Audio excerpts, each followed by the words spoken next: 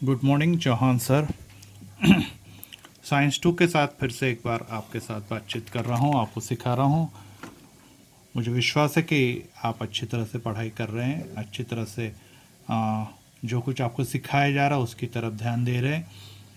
और दो महत्वपूर्ण विषय साइंस 2 और मैथ्स 2, और ये दोनों भी विषय में आपको जो सिखाया जा रहा है या जो आपको मैं पीडीएफ भेज रहा हूँ वो अपनी कॉपी में लिखना और उसे याद करना अनिवार्य है, क्योंकि इस साल अभी तक तो स्कूल खुली नहीं है और स्कूल खुलने के बाद भी 50% बच्चे ही बुलाए जाएंगे। परीक्षा भले ही ऑनलाइन न हो, ऑफलाइन हो, लेकिन फिर भी बहुत सारे स्वरूप में परिवर्तन होगा। ऐसी अवस्था में जो आपको मैं लिखवा रहा हूँ वही अधिक उपयोगी है, वो ऑनलाइन हो चाहे ऑफलाइन हो। इसलिए जो लिखा रहा हो वो लिखे। पुराने पैटर्न, पुराने पद्धति का हम इस्तेमाल ज़्यादा नहीं करेंगे कि कौन सी बातें पूछी जा सकती उसी को ज़्यादा सिखाएंगे, परंतु उसके लिए लगातार क्लास अटेंड करना ये भी अनिवार्य है। पार्ट नंबर 3, सजीवों के जीवन प्रक्रिया।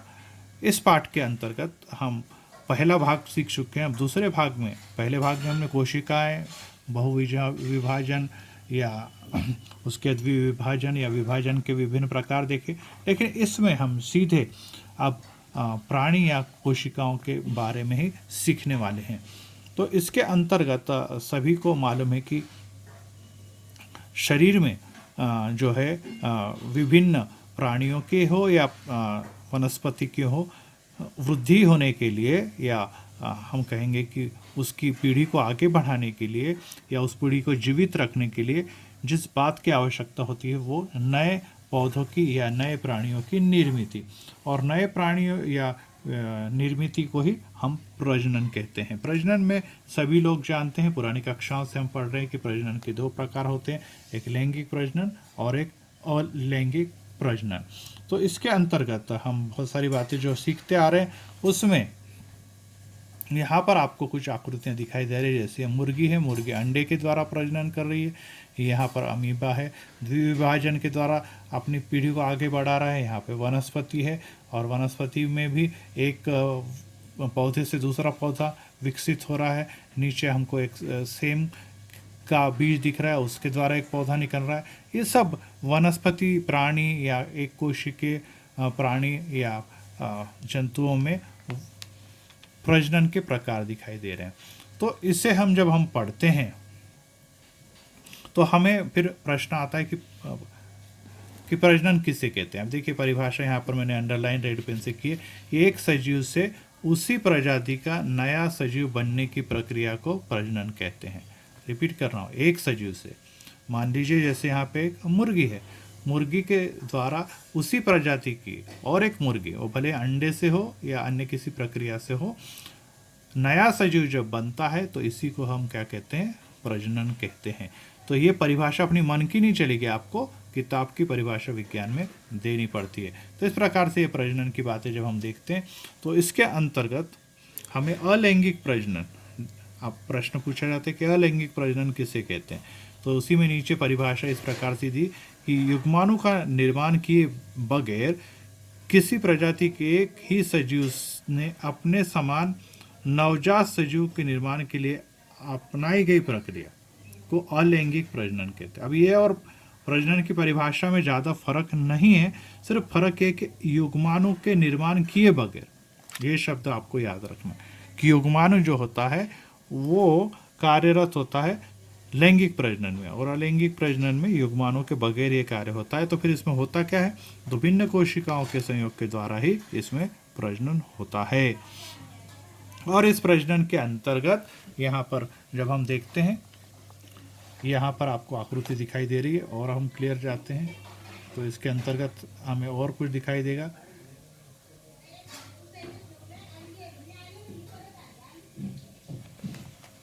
ये साधारण द्विविभाजन, अमीबा का जो मध्यवर्ती भाग दिखाई दे रहा है, जिसको कोशिका केंद्र क्या कहते हैं, उसके धीरे धीरे विभाजन हो रहा है।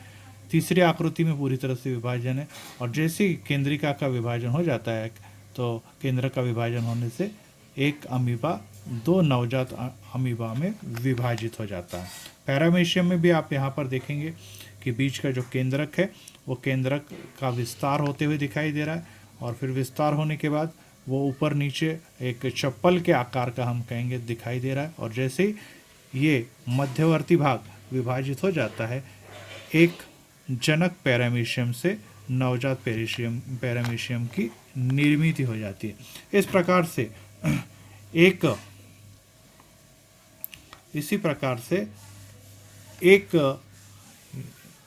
प्रजनन के द्वारा या एक प्राणी के द्वारा दो प्राणियों की जब निर्मित हो जाती है, जैसे अमीबा या पैरामीशियम, यूग्लिना, ये सभी आदि जीव है या जीवाणुओं में, तो ऐसे भागों में कोशिका के तंतु कणिका और हरित लवक जो होते हैं वे विभाजित हो जाते हैं, और इस प्रकार के एक के दो में विभाजन को द्विविभाजन कहते हैं। ये अलैंगिक विभाजन का ही प्रकार है।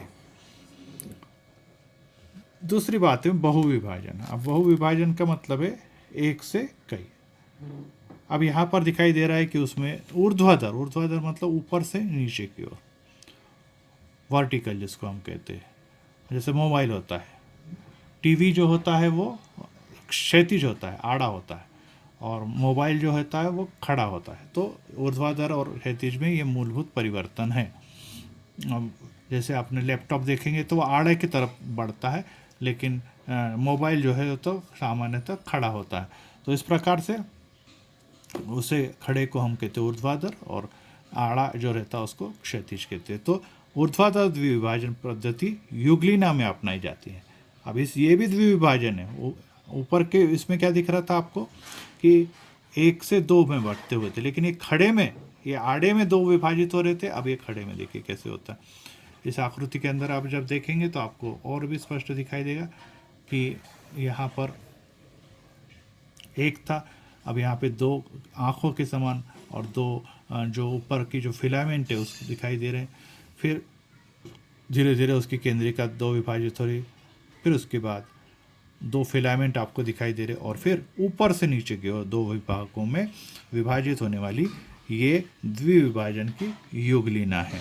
तो इस प्रकार से द्विविभाजन में दो प्रकार होते हैं, एक साधारण द्विविभाजन और दूसरा होता है क्षैतिज द्विविभाजन या ऊर्ध्वाधर विभाजन। तो ऐसे तीन प्रकार हो गए। साधारण में कहीं भी हो सकता है, क्षैतिज में दाएं बाएं, और ऊर्ध्वाधर में ऊपर से नीचे की ओर। बहुविभाजन में क्या होता है कि प्रतिकूल परिस्थिति आने पर, जब इसे भोजन की आवश्यकता होती है, अन्य बातों की आवश्यकता होती है, तो इसका जो कठोर संरक्षक पुटी, जैसे आप अंडे को देखेंगे, अंडे के चारों तरफ क्या होता है, एक कवच होता है, वैसे ही इसे पुटी कहते हैं।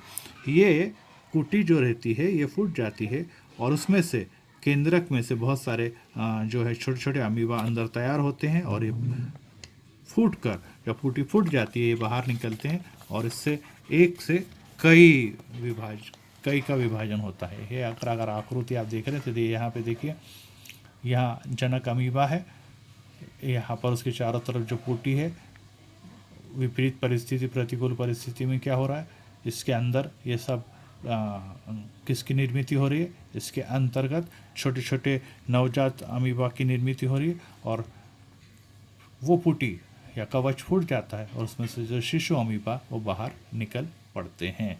और इस प्रकार से यहाँ पर एक से अनेक अमीबा की निर्मित हो जाने के कारण इसे ही हम क्या कहते हैं, बहुविभाजन कहते हैं। उसके पश्चात नीचे की जो आकृति दे रही मुकुलन की, इसमें आपको एक किण्व दिखाई दे रहा है, ईस्ट, जिससे अपनी इडली वगैरह बनाई जाती है। अब उसमें आपको दिख रहा है कि एक उभार ऊपर की तरफ निर्माण होगा, या जैसे हम गांठ कहेंगे या एक बड़ कहेंगे, वो ऊपर की तरफ हो गया। अब ये ऊपर का जो गांठ है वो धीरे धीरे और बढ़ना शुरू होता है, और फिर एक गांठ एक छोटे से नवजात कहेंगे कि इस सजीव में बदल जाते हैं, और फिर ये नवजात किण्व उससे धीरे धीरे अलग होने लग जाते हैं। देखिए, एक सिर ये जनक था, फिर यहाँ पे उभार आया, और ये मुकुल के रूप में बदल गया। ये मुकुल पूरा एक अलग प्राणी के रूप में या अलग अलग केंद्रक के रूप में चले गया और इस प्रकार से एक में एक जुड़ते जुड़ते जुड़ते जुड़ते जुड़ते चले जा रहे हैं और ये एक से अनेक नवजात किण्व निर्मित हो गए हैं। और इसी जो कोशिकाएं जो प्रारंभ में होती है उसको हम कहते हैं कि जनक कोशिका, और उसमें जो निकलता है बाहर की तरफ उसको कहते हैं मुकुल, और इससे एक से अनेक बन जाते हैं। इस प्रकार से ये प्रक्रिया यीस्ट में पाई जाती है, जिसके द्वारा अभी जैसे मैंने बताया कि इडली में यही होता है। आपने देखा होगा कि इडली का जो आपने आटा रखते हैं वो रात को जो भिगा के रखते हैं अपनी मम्मी, सवेरे हमको वो पूरा बर्तन भरा हुआ दिखाई देता है, यहाँ तक कि बर्तन से बाहर भी क्या होने लगते हैं, वो बहने लगता है। ये बहने का या बढ़ने का कारण क्या है, इसमें नवजात किण्व के द्वारा निर्मित हो चुकी है। तो इस प्रकार से अब बहुकोशिकीय विभाजन ये जो दिखाई दे रहा है आपको, स्पायरोगारा में दिखाई दे रहा है। स्पायरोगारा में भी आपने देखा 9वीं में आकृति थी स्पायरोगारा की, इस आकृति को जिसको फिल्म के आकार की होती है और छोटे छोटे खंड में विभाजित हो जाती है, और प्रत्येक नया खंड जो होता है वो नए सजीव के रूप में जीवन जीने लगता है। और स्पायरोगारा, शैवाल, साइकॉन इसके उदाहरण है। इसका मतलब है एक सजीव को जैसे अपन तोड़ते जाएंगे, काटते जाएंगे, वैसे वैसे ये कटा हुआ भाग एक नए सजीव के रूप में निर्मित हो जाता है, और ये स्पायरोगारा में पाया जाता है। इसी को हम लोग के देखिए आकृति देखिए, इसी को हम कहते हैं खंडी भवन, 1 से 2 कटने या टूटने के बाद। पुनर्जनन, अब इसके अंदर पुनर्जनन का मतलब क्या होता है कि जैसे आपने देखा है कि